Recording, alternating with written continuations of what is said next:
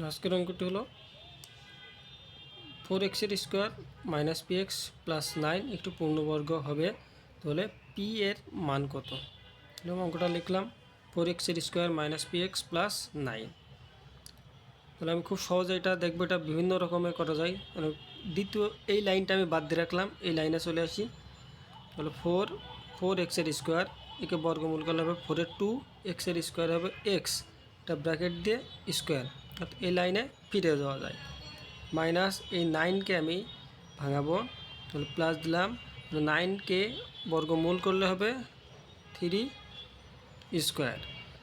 এবার আমরা একটা সূত্র সবসময় পড়ে আসছি, এ মাইনাস বি বা এ প্লাস বি হোল স্কোয়ারের সূত্র। এ মাইনাস বি হোল স্কোয়ারের সূত্র লিখি এ স্কোয়ার, যেহেতু এখানে মাইনাস আসছে একটা, আমি মাইনাসের সূত্রই ব্যবহার করব। A square minus 2ab plus B square.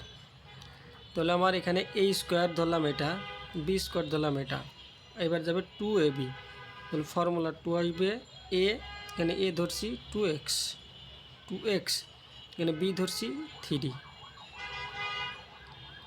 তাহলে এটা ফর্মুলা পড়েছে A minus B whole square, 2x minus 3 whole square, অর্থাৎ এটা একটা পূর্ণবর্গ।